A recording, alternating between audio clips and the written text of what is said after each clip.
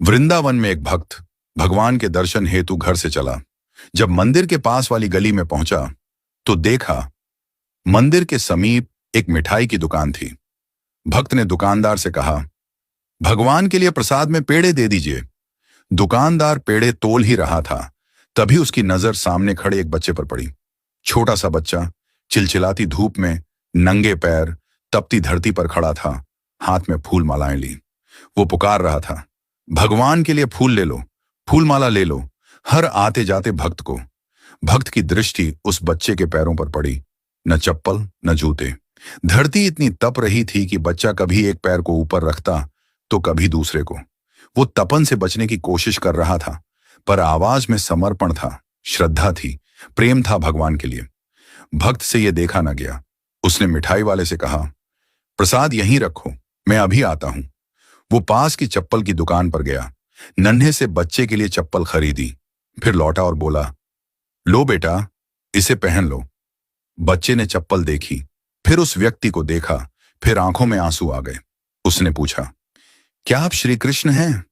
व्यक्ति मुस्कुराया, बोला, नहीं बेटा, मैं श्री कृष्ण नहीं हूं। बच्चा जिद पर अड़ गया, नहीं, आप श्री कृष्ण ही हैं। मैं किसी को नहीं बताऊंगा, पर मुझे सच सच बता दीजिए ना। व्यक्ति फिर बोला, नहीं बेटा, मैं तो बस एक इंसान हूं। बच्चा बोला, तो आप श्री कृष्ण के दोस्त होंगे, क्योंकि कल रात मैंने भगवान से प्रार्थना की थी। भगवान, बहुत गर्मी है, मेरे पास चप्पल नहीं है, मेरे पैर जलते हैं, कृपा करके मुझे चप्पल दे दो। और आज आप आए चप्पल लेकर, इसलिए आप जरूर उनके दोस्त हैं। उन्होंने खुद नहीं आ पाए तो आपको भेजा है। यह सुनकर भक्त की आंखें भी भर आईं। उसने बच्चे को गले से लगा लिया और कहा, हाँ बेटा, श्री कृष्ण ने ही मुझे भेजा है। अब धूप में तुम्हारे पैर नहीं जलेंगे। तुम छांव में खड़े होकर भी फूल बेचोगे और तुम्हारे फूल जरूर बिकेंगे।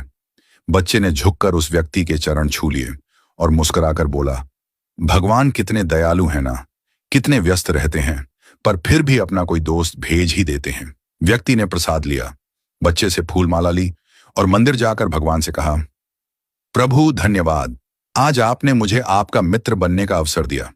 दोस्तों, भगवान सबको एक मौका देते हैं उनका मित्र बनने का। यह हम पर निर्भर करता है कि हम उनके इस निमंत्रण को पहचानते हैं या नहीं। हर व्यक्ति, हर जीव भगवान के सामने नतमस्तक होता है, भगवान के सामने अपनी इच्छा रखता है, भगवान को अपने दुख बताता है, अपनी परेशानी बताता है, भगवान के साथ अपने हालात साझा करता है, और भगवान किसी भी जीव के भीतर प्रकट होकर के उस व्यक्ति की मदद करते हैं। यदि आप चाहते हैं कि आपको भी वो मौका मिले कि भगवान आपके भीतर